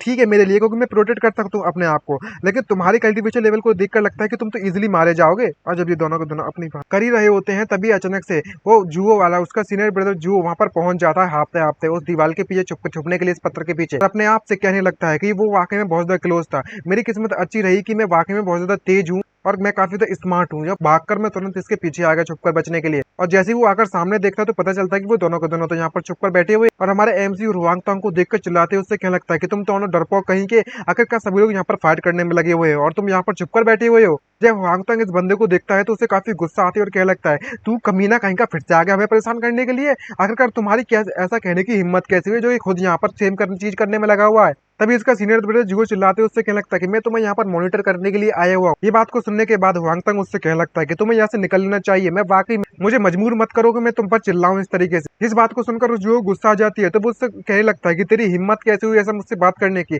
लगता है कि तुझे अभी के अभी मुझे हिसाब बराबर करना पड़ेगा तुमसे, लेकर उस पर अटैक कर देता है। जब वो दोनों ऑलमोस्ट फाइट करने के लिए रेडी होते हैं तभी वहां पर एक ज़ॉम्बी उन्हें देख लेता है, जिसको देखकर उसका सीनियर ब्रदर जो काफी सरप्राइज हो जाता है और कहने लगता है कि ये ज़ॉम्बी है वो मुझे फॉलो करते करते यहाँ पर आ चुका है, लो और परेशानी हो गई हमारे लिए, लेकिन मुझे फिर भी चिंता करने की जरूरत नहीं है। और अपनी जेब से एक अजीब तरीके की बोतल निकालता है और उससे कहने लगता है कि मेरे पास यहाँ पर एक और अपॉर्चुनिटी है, मेरे पास यहाँ पर एक और मौका है, तुम दोनों के दोनों यहाँ पर मरना होगा। और तभी उसके हाथों में जो बोतल होती है वो उन दोनों के ऊपर फेंक देता है, और जैसे ही वो बोतल फेंकता है तो हमारा एमसी तुरंत उस बोतल की तरफ मुक्का मारता है, जिससे कि वो वहीं पर टूट जाती है और उसमें से अजीब तरीके के लिक्विड उन दोनों की बॉडी के ऊपर गिर जाता है, जिसको देखकर हमारा एमसी सरप्राइज हो जाता है और उससे कहने लगता है कि आखिरकार ये क्या चीज है। तभी हुआंगतंग उसको देखकर कहने लगता है कि अरे नहीं, ये तो कॉप्स पॉइजन है, शिट। तभी उसका सीनियर ब्रदर जो मुस्कुराते हुए हंसते हुए उससे कहने लगता है कि ब्रैड सही के जो जॉम्बीज है वो स्ट्रॉन्ग अट्रैक्शन है उसका कॉप्स पॉइजन के खिलाफ, तो अब तुम बस इंतजार करो, क्योंकि जो जॉम्बीज है वो जल्द ही यहाँ पर तुम्हारे खिलाफ अट्रैक्ट होंगे और तुम्हारे टुकड़े टुकड़े करके खा जाएंगे। और आखिरकार तुम्हारी हिम्मत कैसी मुझ पर लुक डाउन करने की, अब तुम्हें इसकी सजा जरूर मिलेगी। तभी हुआंगतंग उससे कहने लगता है कि जुओ चैंगलोंग, चाहे मुझे एक ज़ॉम्बी में ही क्यों ना बदल जाऊं, लेकिन मैं कभी भी तुम्हें छोड़ने नहीं वाला, अपना बदला जरूर लूंगा तुमसे। तभी जुओ उससे कहने लगता है कि आखिरकार तुम मेरा क्या ही बिगाड़ पाओगे जबकि तुम मौत के इतने ज्यादा करीब हो। तभी वो ज़ॉम्बी हमारे एमसी और उन दोनों पर अटैक करने के लिए कूद पड़ता है, तो हुआंगतंग एमसी को बचाने के लिए उसे पीछे करता है, उसकी तरफ अटैक करते हुए उससे कहने लगता है कि हमें वहां भागना होगा। और अगले ही पल हमें दिखाया जाता है किस तरीके से जैसे जैसे ज़ॉम्बीज उसके नजदीक आता जाता है वैसे वैसे हुआंगतंग भागने के लिए उसे कहने लगता है और कहने लगता है कि ये काफी ज्यादा परेशानी वाली बात है, हम लोग इस तरीके से ज़ॉम्बी को पीछे नहीं छुड़ा सकते, हमें कुछ करना होगा। तभी एमसी उससे कहने लगता है कि अब हमें रुक जाना चाहिए, जिसको देखकर हुआंगतंग इससे क्यों लगता है कि आखिरकार तुम क्यों रुक चुके हो, मैं वाकई में यहाँ पर इस तरीके से मरना नहीं चाहता। एमसी उससे पूछने लगता है कि यहाँ पर कोई ऐसा तरीका है जिससे कि हमें ज़ॉम्बी को मार सके, तो हुआंगतंग भी वहां पर उसकी ये बात सुनकर सोचने लगता है और काफी ज्यादा सीरियस चेहरा बनाते हुए एमसी को घूरता है, जिसको देखकर एमसी सरप्राइज होकर उससे पूछने लगता है कि आखिरकार तुम मुझे इस तरीके से घूरने में लगी हुई हो। तो हुआंगतंग उससे पूछने लगता है क्या तुम्हें इसके बारे में पहले से पता है। एमसी पूछने लगता है कि तुम किस बारे में बात कर रहे हो, मैं तो पूरी तरीके से कंफ्यूज हूँ। तभी हुआंगतंग उससे क्या लगता है कि अब जबकि तुम किसके बारे में पता चल चुका है तो मैं यहाँ पर और द प्रिटेंड नहीं करने वाला, मैं अपने अभी के अभी इसे रिवील करने वाला हूँ तुम्हारे सामने। और एमसी को कुछ भी समझ नहीं आ रहा होता कि आखिरकार ये बंदा बात किस चीज बारे में करने में लगा हुआ है और पूरी तरीके से कंफ्यूज हो रखा होता है। तभी सामने से एक बहुत बड़ा धमाकेदार एनर्जी निकलती है, जिसको देखकर वो शॉक हो जाता है, और वो एनर्जी किसी और से नहीं बल्कि में हमारे हुआंगतंग से निकल रही होती है, जो अपने ऑरा को रिलीज करते हुए उससे कहने लगता है कि मेरे पास यहाँ पर स्ट्रेंथ मौजूद है जिससे कि मैं इस ज़ॉम्बीज को बिना किसी परेशानी के टेक डाउन कर सकता हूँ। और जैसे जैसे वो ज़ॉम्बीज हमारे हुआंगतंग पर अटैक करने के लिए आता है तभी हुआंगतंग एक जोरदार पंच उसके चेहरे पर मारता है, जिससे कि वो ज़ॉम्बी बहुत ज्यादा दूर जाकर गिरने लगता है। एमसी उसको देखकर काफी शॉक होते हुए मन में सोचते हुए कहने लगता है कि वाओ, तो अब समझ में आया ये बंदा इतने समय से अपनी स्ट्रेंथ को छुपा कर रखा हुआ था। तभी हुआंगतंग अपनी तारीफ करता है और एमसी से कहने लगता है कि ब्रदर एक्चुअली मैं तुम्हें सच सच बताऊं तो मैं 6 महीने पहले ही मिडल स्टेज पर पहुंच चुका था फर्स्ट रियलमी के, मैंने तुम्हें इसके बारे में पहले नहीं बताता क्योंकि मैं लो प्रोफाइल रखना चाहता था। तभी हमारा एमसी इसकी ये बात सुनते ही मन में सोचते हुए कहने लगता है कि मैं यहाँ पर अपनी ट्रू स्ट्रेंथ को रिवील करने वाला था, लेकिन अनइंटेंशनली मैंने हुआंगतंग की रियल पावर को कर दिया है, यानी कि एक्सपोज कर दिया है। तभी हुआंगतंग हमारे एमसी के पास आकर उससे कहने लगता है कि चेन वन, तुम इस तरीके से अपने वर्क को हार्ड वर्क को जारी रख सकते हो, तुम जरूर एक ना एक दिन पावरफुल बन जाओगे, चिंता करने की जरूरत नहीं है, एक दिन तुम जरूरी मेरे कल्टीवेशन लेवल तक पहुंच जाओगे और मेरे इतने पावरफुल बन जाओगे। अब हमें जहाँ पर ज्यादा देर तक नहीं रुकना चाहिए क्योंकि हमारी पूरी की पूरी बॉडी कॉप्स पॉइजन से घिरी हुई है, निकलना होगा हमें यहाँ से, क्योंकि इस कॉप्स पॉइजन की जो स्मेल है उसका जो सेंट है इससे हमारी बॉडी से निकालने में काफी ज्यादा कठिनाई होने वाली है। हमें जल्द से जल्द अपनी सीनियर सिस्टर ये को ढूंढना होगा, वरना हम लोग वाकई में कई सारे पावरफुल ज़ॉम्बीज को अट्रैक्ट कर लेंगे अपने खिलाफ। जो ज़ॉम्बीज उस हुआंगतंग ने मारा था हमारा एमसी तुरंत उसमें से अपनी एक्सट्रैक्शन टेक्निक का इस्तेमाल करता है सिस्टम से और उसके ज़ॉम्बी से कल्टीवेशन को एक्सट्रैक्ट कर लेता है, और जैसे ही वो कल्टीवेशन को एब्जॉर्ब करता है तो वो पावर अप हो जाता है और कहने लगता है कि वाओ, मैं तो फर्स्ट रियलमी के लेस्ट स्टेज पर ऑलरेडी एडवांस में ब्रेक थ्रू कर चुका, ये सरप्राइजिंग था मेरे लिए। तभी सीन शिफ्ट होता है सीनियर सिस्टर ये जन की तरफ, जहां पर वो जुगो आकर उससे कहने लगता है कि सीनियर सिस्टर सभी के सब इतने भी ज़ॉम्बीज हैं हमने उसे मार दिया है और हमें लगता है कि यहाँ पर कोई भी कैजुअलिटीज होगी या फिर कोई मरा होगा हमारे साथियों में। तभी सीनियर सिस्टर ये उससे कहने लगती है कि आखिरकार जो 2 रूकीज हमारे साथ आए थे डिसिपल्स, रूकी डिसिपल्स, उनके बारे में। तभी वो जुगो उससे कहने लगता है कि सीनियर सिस्टर ये जो आपको चिंता करने की जरूरत नहीं है, मुझे लगता है कि वो ऑलरेडी उन ज़ॉम्बीज के द्वारा मारे गए होंगे। ये बात सुनने के बाद वो काफी सरप्राइज हो जाती है और उससे कहने लगता है कि आखिरकार वो कैसे मरे, जहाँ पर वो जुगो से बताता है और उससे कहने लगता है कि मैंने अभी अभी उनको ज़ॉम्बीज को उनका पीछे करते हुए देखा था, तो मुझे लगता है कि उनके कल्टीवेशन को लेवल को देखते हुए वो जरूरी उन ज़ॉम्बीज के द्वारा मारे गए होंगे। जिस बात को सुनते हुए वो सीनियर सिस्टर यू ने उसकी कनपट्टी में खींच के बजाती है, जिसको देखकर वो बंदा कंफ्यूज होता है और उससे क्या लगता है कि सीनियर सिस्टर आखिरकार तुमने मुझे हिट क्यों किया। यहाँ पर सीनियर सिस्टर ये काफी गुस्से में आ जाती है और अपना आगू बुला होते और रिलीज करते उससे क्या लगती है कि आखिरकार जब हमारे साथी इस तरीके से मारे गए हैं तो तुम इतना ज्यादा खुश क्यों होने में लगे हुए हो। तभी वो जुओ उससे क्या लगता है कि मुझे मुझे मुझे बस ऐसा लगने में लगा हुआ था कि बिना उनकी मदद के हमें यहाँ पर कोई भी होल्ड बैक करने के लिए नहीं रुकने वाला और बिना किसी परेशानी के हम लोग अपने मिशन को कंप्लीट कर पाएंगे। तभी हमारा एमसी और वो हुआंग तंग वापस आता है और उससे क्या लगता है किसने कहा कि हम लोग मर चुके हैं। तभी बाकी के लोग उसको देखकर कहने लगते हैं कौन यहाँ पर हम पर नजर बनाकर रखे हुआ है चुपके, जहाँ पर हमारे एमसी और हुआंग तंग प्रकट हो चुके हुए। जब जुओ उसको देखता है तो वो काफी शौक होते हुए क्या लगता है कि आखिरकार तुम दोनों के दोनों अभी भी जिंदा कैसे हो। तभी हुआंग तंग उससे क्या लगता है कि इसमें कौन सी सरप्राइजिंग वाली बात है और सीनियर सिस्टर वहां पर कुछ महसूस करती है और स्मेल करती है और उनसे पूछने लगती है कि आखिरकार तुम्हारी बॉडी से किस तरीके की स्मेल आने में लगी हुई है, क्या ऐसा पॉसिबल हो सकता है कि ये कॉर्प्स पॉइजन। तभी हुआंग तंग डायरेक्टली उसे बताया लगता है उससे क्या लगता है कि सीनियर सिस्टर ये जुओ चेंगलोंग है, इसने हम पर कॉर्प्स पॉइजन जानबूझकर डाला है और इसके कारण हम लोग ऑलमोस्ट मारे गए थे क्योंकि हमें ज़ॉम्बी पीछा कर रहे थे इस पॉइजन के कारण। जिसको देखकर इसकी फट जाती है क्योंकि इसका राज जो खुल चुका है और वो क्या लगता है कि सीनियर सिस्टर है ये बिल्कुल भी सच्चाई नहीं है, प्लीज प्लीज मेरी एक्सप्लेनेशन को सुन तो लो। जिससे देखकर सीनियर सिस्टर को काफी तो गुस्सा आ जाती है और वो एक और इसके कनपट्टी में खींच के बजाने लगती है और उससे कहने लगती है कि ठीक है अगर ऐसी बात है तो मैं तुम्हें एक और मौका देती हूँ तुम्हारे एक्सप्लेन करने के लिए। अगर तुम्हारे मुंह से एक शब्द भी झूठा निकला तो मैं तुरंत इमीडिएटली तुम्हें यहीं पर मार दूंगी और तुम्हारी गर्दन तुम्हारे धड़ से अलग कर दूंगी। इसको देखने के बाद वो काफी देर तक घबरा जाता है और शॉक हो जाता है और जबकि इतनी ज्यादा फट जाती है उसको ये बात सुनते हुए धमकी को तो उसके पास कुछ भी कहने के लिए नहीं बचता और क्या लगता है कि मुझे माफ कर देना सीनियर सिस्टर। तभी हुआंग तंग उससे क्या लगता है कि सीनियर सिस्टर है यहाँ तक मुझे पता है तो अगर मैं वाकई में इसके सेंट को कॉप्स पॉइजन को अपनी बॉडी से निकालना चाहता हूँ तो यहाँ पर सिर्फ एक ही रास्ता है और ये सिर्फ और सिर्फ तभी पॉसिबल है जब हम ह्यूमन ब्लड के सेंट का इस्तेमाल करें पूरी की पूरी बॉडी पर। ये बात सुनने के बाद सीनियर सिस्टर उससे पूछ लगती कि अगर ऐसी बात है तो अब मुझे क्या करना चाहिए हमें। तभी हुआंग तंग की दिमाग की बत्ती जलती है और वो डेवलिस वाली स्मेल मारता है उससे क्या लगता है अब जबकि जो जुओ चेंग चोंग है उसने हम पर ये कॉप्स पॉइजन का इस्तेमाल किया था तो अब इसी की बॉडी का हम लोग इस्तेमाल करने वाले हैं। चलो हम जुओ चेंग चेंग को मार देते हैं और हमारी बॉडी की तरफ जो सेंट है उससे छुटकारा पाते हैं। जिसको देखने के बाद जुओ काफी ज्यादा सरप्राइज हो जाता है और उससे क्या लगता है कि नहीं सीनियर सिस्टर आप मेरे साथ ऐसा नहीं कर सकती हो। भले ही मेरी जो मिस्टेक थी वो काफी ज्यादा भयानक थी लेकिन इसका मतलब ये तो नहीं है कि आप मुझे वारंट मतलब मार दो या फिर मुझे डेथ वारंट प्राप्त कर दो या फिर मौत की सजा दे दो, ये बिल्कुल भी सही नहीं है।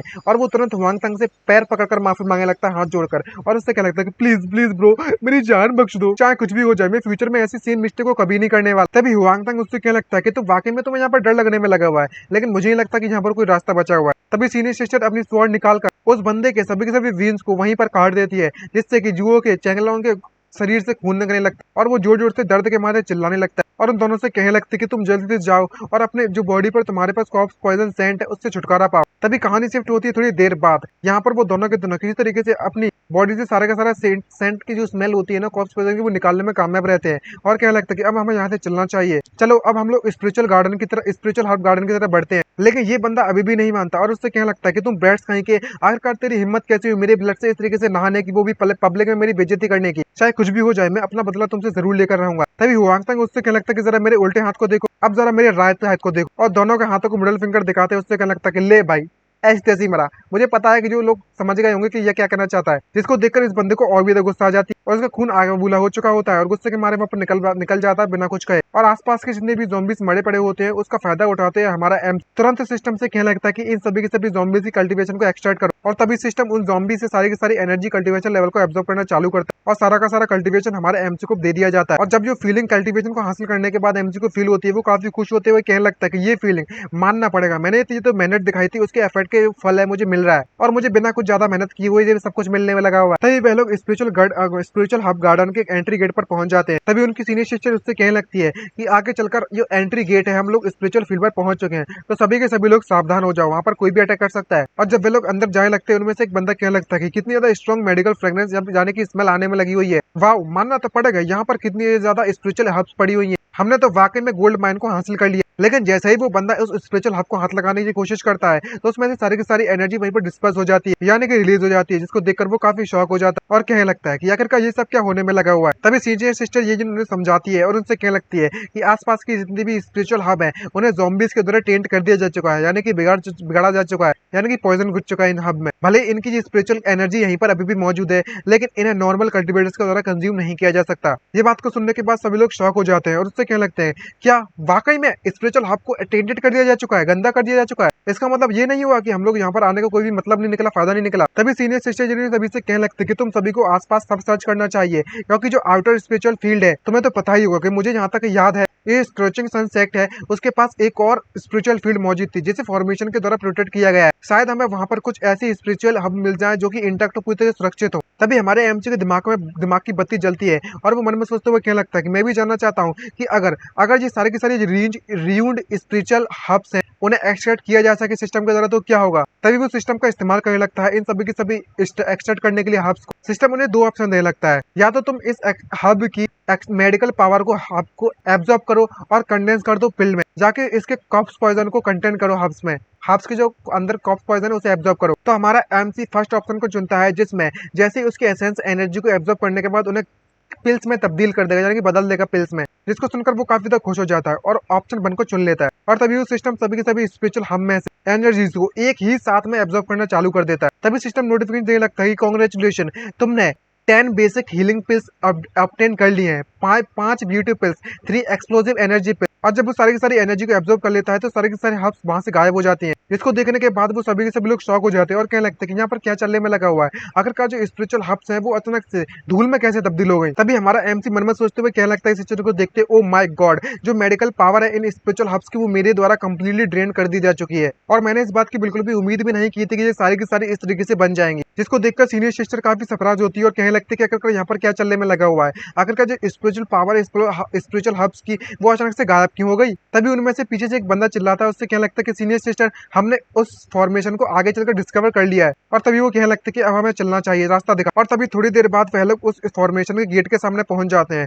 और वो वहां पर कहने लगता है कि अच्छा तो ये जगह है, वो यहाँ पर वो फॉर्मेशन लोकेटेड है। और पूरे के पूरे एंटायर सेट की लेआउट को देखकर ऐसा लगता है कि जो फॉर्मेशन है वो शायद स्पिरिचुअल फील्ड की एंट्रेंस होगी अंदर इसके, जिसको देखकर सीनियर सिस्टर उससे कहने लगते हैं कि चलो अब हमें अंदर चलना चाहिए। और जब वे लोग अंदर आ जाते हैं तो सभी को सावधान करते हुए कहने लगती है, तुम सभी के सभी लोग ऑन गार्ड रहना, चाहे कुछ भी हो जाए, जो ज़ॉम्बीज़ है वो हम पर अटैक कर सकते हैं। और इतना इसने कहीं पाया होता है तभी उनमें से एक ज़ॉम्बी सीनियर सिस्टर ये इन पर अटैक कर देता है, लेकिन वो अपनी स्वॉर्ड निकाल कर और उस ज़ॉम्बी को वहीं पर मारने के लिए अपनी एनर्जी रिलीज कर देती है। लेकिन जब वो ज़ॉम्बी सामने आता है उसके अटैक से तो उसे ज्यादा कुछ फर्क नहीं पड़ता और वो बिना किसी परेशानी के उसे रोकने में कामयाब रहता है। इसको देखकर सीनियर सिस्टर काफी शॉक हो जाती है और उससे कहने लगती है कि वाओ, ये तो हाई लेवल का ज़ॉम्बीज़ है, हमें इसे हराने में काफी कठिनाई होने वाली है। तो डिसिपल सभी के सभी लोग, जो लोग मेरी बात ध्यान सुनो, जो लोग फाइट नहीं कर सकते वो पीछे हट जाओ। तभी उनमें से एक ज़ॉम्बी को एक बंदे के द्वारा एक ज़ॉम्बी के द्वारा काट लिया जा लगता है, जो कि चिल्लाते हुए कहने लगता है कि मैं यहाँ पर मरना नहीं चाहता, प्लीज प्लीज मुझे बचा लो, मैं मरना नहीं चाहता। जहाँ पर सीनियर सिस्टर चिल्लाती है उनसे कहने लगते कि सभी के सभी डिसिपल्स मेरी बात ध्यान सुनो, जो कि फर्स्ट स्टेज कल्टीवेशन लेवल पर है, वो सभी के सभी लोग आओ और मेरी मदद करो और जहाँ पर जितने भी दो ज़ॉम्बीज़ मौजूद है उन्हें एलिमिनेट करने में मेरी सहायता करो। ये बात सुनने के बाद वहाँ पर जितने भी डिसिपल्स होते हैं वो एक साथ चार्ज कर देते हैं और उन दोनों के दोनों ज़ॉम्बीज़ को एक एक करके मार देते हैं और वो ज़ॉम्बीज़ को किसी तरीके से मारने में कामयाब रहते हैं और काफी थक चुके होते हैं और उनको मारने के बाद वे काफी खुश भी होते हैं। तभी उनमें से एक बंदा आता है और उससे कहने लगता है कि सीनियर सिस्टर, जो जांगसान है वो वाकई में बहुत ज्यादा परेशानी में, इसे ज़ॉम्बीज़ के द्वारा काट लिया जा चुका है और वो जरूर बिना किसी ज्यादा समय बर्बाद किए हुए जल्दी ज़ॉम्बी में तब्दील हो जाएगा, बदल जाएगा। और वो रोते हुए कहने लगता है कि सीनियर सिस्टर है, मैं इस तरीके से मरना नहीं चाहता, प्लीज मेरी मदद करो। तभी सीनियर सिस्टर है उससे कहने लगते हैं कि मुझे इस बात का डर है कि मेरे पास अब कोई भी चारा नहीं बचा हुआ है, अब क्योंकि यहाँ पर कॉप्स पॉइजन है, कोई भी इलाज नहीं है, तो हमें तुम्हें मारना होगा। और इतना कहते कहते वो बंदा ज़ॉम्बी में पूरी तरीके से बदल जाता है और कहने लगता है कि मैं मरना नहीं चाहता। और बदलने के बाद वो सीनियर सिस्टर पर तुरंत अटैक कर देता है, लेकिन अब सीनियर सिस्टर के पास कोई भी चारा नहीं बचता, तो वो उस बंदे को बीच में से वहीं पर फाड़कर मार देती है। और मारने के बाद सभी से कहने लगते हैं कि तुम सभी के सभी लोग मेरी एक बात का हमेशा ध्यान रखना कि जो कॉप्स पॉइजन है वो इनक्यूरेबल है, उसका इलाज बिल्कुल भी मौजूद नहीं है। अगर कोई भी इन्फेक्टेड हो जाता है हमें से तो तुरंत एग्जीक्यूशन करना ही बस एक इलाज बचता है। अगर जरूरत पड़े तो तुरंत उन्हें मार देना, भले ही चाहे उनमें से मैं ही क्यों ना इन्फेक्टेड हूँ, तुम मुझे भी मार सकते हो। और ये सारी की सारी सिचुएशन होने में लगी हुई होती है तो हमारा एमसी भी इसको देखने में लगा हुआ होता है, तो वो सारी की सारी बात सुनने के बाद काफी गुस्सा महसूस करता है और मन में सोचते हुए कहने लगता है कि यहाँ पर कोई भी ऐसा रास्ता नहीं है जिससे कि हम कॉप्स पॉइजन को क्योर कर सके। लेकिन मैं इस बात को मानने के लिए भी तैयार नहीं होगी, ये इनक्योरेबल है, चाहे कुछ भी हो जाए, मैं ना कोई ऐसा रास्ता जरूर ढूंढ के निकालूंगा जिससे कि मैं चैन याओ को बचा सकूं। तभी अचानक से वहां पर किसी के आने की आवाज सुनाई देती है, जिसको देखने के बाद सभी के सभी लोग कतई शौक से भर जाते हैं। और तभी हमें दिखा जाता है एक भयानक सा बहुत बड़ा मोटा सा मॉन्स्टर, यानी कि मोटा सा ज़ॉम्बीज़ उसके तरफ बढ़ने में लगा हुआ है, जिसको देखकर सभी शौक हो जाते हैं और उससे क्या लगता है कि आखिरकार ये किस तरीके का ज़ॉम्बी है और इतना बड़ा कैसे है। तभी पीछे से एक बंदा आकर उससे क्या लगता है कि तो क्या हुआ अगर ये ज़ॉम्बी इतना ज्यादा बड़ा है। तो मुझे ये लगता है कि यहाँ पर कोई भी ऐसा पावरफुल ज़ॉम्बीज़ मौजूद होगा आउटर स्कर्ट में इस स्कोरेजिंग सनसेट के, तो तुम्हें चिंता करने की जरूरत नहीं है, मैं इसका ख्याल रखूंगा। तभी जैसे वो अटैक करने के लिए कूद पड़ता है तो सीनियर सिस्टर चिल्लाती है और उससे क्या लगता है कि नहीं तुम ऐसा नहीं कर सकते, तुम्हें वापस आना होगा। लेकिन जैसे भी वो बंदा उस ज़ॉम्बी पर अटैक करता है तो वो ज़ॉम्बी एक पंच मारता है उस बंदे के चेहरे पर और वो बंदा वहीं पर मर जाता है। और इससे साबित हो चुका है कि ये जो ज़ॉम्बी है वो काफी ज्यादा पावरफुल पावरफुल है ये देखने के बाद सभी लोग डर जाते हैं और पता चलता है कि ये बंदा तो माउंटेन गार्डियन है। ये फोर गार्डियन में से एक गार्डियन है स्कॉचिंग सनसेट का। ये देखने के बाद सीनियर सिस्टर जिन काफी ज्यादा बुरा महसूस करती है और उससे क्या लगता है कि ये तो बुरा हुआ हमारे लिए। उनमें से एक बंदा क्या लगता है कि क्या माउंटेन गार्डियन, ये तो स्कॉचिंग सनसेट के टॉप 100 एक्सपर्ट में से एक बंदा है। आखिरकार हमारी किस्मत इतनी ज्यादा बेकार क्यों होनी थी, हमें पहले ही एंट्री लेवल पर एक गार्डियन लेवल फिगर्स का सामना करना पड़ रहा है, वो भी स्कॉचिंग सनसेट के। देखा जाए तो जनरली जो ज़ॉम्बीज होते हैं वो अपनी प्रीवियस कल्टिवेशन लेवल को हासिल कर लेते हैं, रिटेन कर लेते हैं। क्या हमें रिट्रीट कर लेना चाहिए? तभी सीनियर सिस्टर उससे कहने लगती है कि तुम्हें चिंता करने की जरूरत नहीं है और इतना पैनिक मत करो। भले ही जो गार्डियन लेवल का ज़ॉम्बी है वो उसका हाई लेवल कल्टिवेशन है, लेकिन इसके पास बिल्कुल भी दिमाग नहीं है, इंटेलिजेंस नहीं है। तो शायद हम लोग अगर मिलकर अपने दिमाग का इस्तेमाल करें तो इसे हराने में कामयाब रहेंगे। तभी वो ज़ॉम्बी उस पर अटैक कर देता है और हमारा एमसी उससे कहने लगता है कि अब हमारे पास कोई भी चारा नहीं बचा हुआ है, अब हमें इनसे फाइट करनी पड़ेगी। जब हमारा एमसी से फाइट करने के लिए रेडी होता है तो यहाँ पर हुआंग तांग उसको रोकता है और उससे कहने लगता है कि तुम्हें क्या लगता है कि आखिरकार तुम ये वहां पर क्या करने में लगे हुए हो। तो एमसी उससे कहने लगता है कि मैं यहाँ पर उस गार्डियन बी के साथ फाइट करने के लिए जाने में लगा हुआ हूँ। तभी हुआंग तांग बीच में उसे रोकते उससे कहने लगता है कि तुम्हारा दिमाग खराब हो चुका है, उन सभी को उसे हैंडल करने दो। हमारे पास जो टेलीपोर्टेशन हमें दिखने में लगी हुई है टेलीपोर्टेशन अरे हम इसका इस्तेमाल करेंगे, उसके बाद स्पिरिचुअल फील्ड में एंट्री कर लेंगे। ये बात सुनने के बाद एमसी काफी खुश होता है और उससे कहने लगता है कि वाओ यार ब्रो, तुम तो वाकई में एक नंबर के जीनियस निकले। और वो दोनों के दोनों उस टेलीपोर्टेशन एरे का इस्तेमाल कर अंदर आ जाते हैं और जब वे अंदर जा रहे होते हैं तो वो जुहो उसे देख लेता है और देखकर कहने लगता है कि ये बंदे तो वाकई में बहुत ज्यादा स्मार्ट है, तुम मुझसे छुपने की कोशिश करने में लगे हुए हो लेकिन तुम यहाँ पर छुपकर नहीं निकल पाओगे। और वो भी टेलीपोर्टेशन अंदर चला जाता है टेलीपोर्टेशन एरे के और कहने लगता है चलो मैं भी तो देखूं आखिरकार तुम यहाँ पर मुझसे क्या क्या अच्छी अच्छी चीजें छुपाकर बैठे हुए हो। और तभी वो सेकंड पार्ट में दिखाया जाता है टेलीपोर्टेशन का, जहाँ पर उस टेलीपोर्टेशन की एंड होती है। तो वो दोनों के दोनों अपने आप को एक अजीब तरह की गुफा में पाते हैं जिसको देखकर वो कंफ्यूज हो जाता है और वो हुआंग तांग उससे कहने लगता है कि जो टेलीपोर्टेशन एरा है वो अंडरग्राउंड केव से कनेक्टेड होगा। और जबकि मैं इतने ज्यादा टॉम रेडिंग एक्सपीरियंस का कई सालों का मुझ पे हासिल है तो मैं साफ साफ बता सकता हूँ कि यहाँ पर एक ना एक खजाना जरूर मौजूद है। तभी हमारे एमसी की नजर वहां पर जाती है और उससे क्या लगता है कि जरा उस जगह को तो देखो, वहां पर कुछ प्लांट्स लगे हुए हैं। और उन प्लांट्स को देखने के बाद हुआंग तांग काफी ज्यादा खुश हो जाता है और उससे कहने लगता है कि ये तो वहां के भी वाकई में यहाँ पर ट्रेजर्स मौजूद है। इसका मतलब जो 3 प्लांट्स दिखने में लगे हुए हैं वो तीनों के तीनों स्पिरिचुअल हब्स हैं और सभी के सभी अर्थ ग्रेड की, और वे सभी की सभी अब हमारी हुई। तभी एमसी उससे कहने लगता है कि अगर हम उन सभी के सभी स्पिरिचुअल हब्स को लेंगे तो इससे इसका मतलब ये हुआ कि जो सीनियर सिस्टर है उसे गुस्सा हो जाएंगी क्या। तभी हुआंग तांग उससे कहने लगता है कि नहीं, ऐसा कुछ भी नहीं होने वाला, क्योंकि जो हमारे सीनियर सिस्टर ये है वो मेनली यहाँ पर सिर्फ और सिर्फ फायर स्पिरिट ग्रास को ढूंढने में आई हुई है और सिर्फ उनमें से एक ही ये स्पिरिट ग्रास मौजूद है, फायर स्पिरिट ग्रास, और बाकी जो बची 2 है वो हम लोग रख सकते हैं। हम जो फायर स्पिरिट ग्रास है हम लोग वापस उससे सीनियर सिस्टर ये को वापस दे देंगे और बाकी की हम लोग खुद अपने लिए रख लेंगे। तभी पीछे से वो जुआ पीछे करते करते हमारे एमसी की तरफ आ जाता है और चिल्लाते हुए उससे क्या लगता है कि तुम दोनों के दोनों यहाँ पर क्या करने में लगी हुए हो, तुम लिटिल स्नेकी थीफ कहीं के, चोर कहीं के, आखिरकार तेरी हिम्मत कैसे हुई स्पिरिचुअल हब्स को इस तरीके से चुराने की। ये बात सुनने के बाद उसे गुस्सा आने लगती है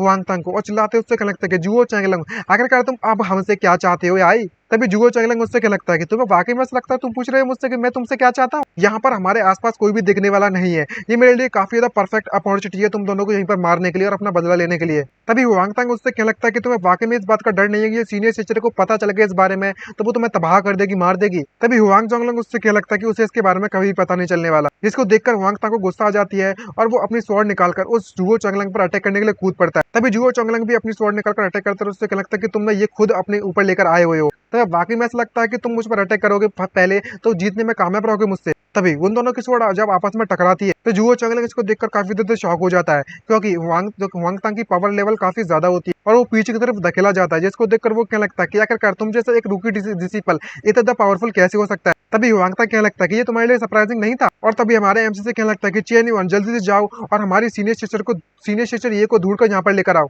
तभी हुआंग जो जुओ होता है वो उन दोनों से क्या लगता है कि तुम में से जहाँ पर कोई भी बचकर नहीं निकल पाएगा, और वो वापस से उन दोनों पर अटैक करने लगता है उन्हें मारने के इरादे से, और कहने लगता है कि हे बच्चे, कोई फर्क नहीं पड़ने वाला कि आखिरकार तुम अपनी स्ट्रेंथ कितनी ज्यादा छुपाने में लगे हुए थे, लेकिन तुम ये बात भूल रहे हो कि मैं जुओ चैंगलंग, मैं 10 आउटर डिसिबल में से टॉप 10 में आता और तुम मेरा मुकाबला भी नहीं कर सकते। तभी हुआंग तांग हमारे एमसी चेन युआन से कहने लगता है कि आखिरकार तुम यहाँ पर किसका इंतजार करने में लगे हुए हो, तुम जल्दी से जाओ और सीनियर सिस्टर को ये को यहाँ पर लेकर आओ फटाफट से, और मैं इस बंदे को ज्यादा देर तक यहाँ पर रोककर नहीं रखने वाला। तभी हमारे एमसी उससे कहने लगता है कि यहाँ पर अपनी सीनियर सिस्टर को परेशानी देने के लिए कोई भी जरूरत नहीं है। मैं दूसरी तरफ दिखाया जाता है कि हुआंग तांग बुद्धि से पिट जाता है उस बंदे से, और जुओ चैंगलंग उससे क्या लगता है कि तुम अपने आप को ज्यादा ही ओवर एस्टिमेट करने में लगे हुए हो। और इसी सरप्राइजिंग न्यूज के साथ यहीं पर मैं अपना चैप्टर खत्म करता हूँ, आई मीन पहला एपिसोड खत्म करता हूँ। अगर आप नेक्स्ट चैप्टर चाहते हो तो फटाफट से सब्सक्राइब कर दो, जो सब्सक्राइब कर देगा उसे नेक्स्ट चैप्टर अगले ही दिन या फिर जल्द मिल जाएगा और मैं प्रोवाइड करने की कोशिश करूंगा। हमारा सब्सक्राइब गोल है वो फटाफट से कंप्लीट करवा दीजिएगा गाइस। अगर वीडियो अच्छी लगे तो चैनल को सब्सक्राइब जरूर कर दीजिएगा और कमेंट करके जरूर बताना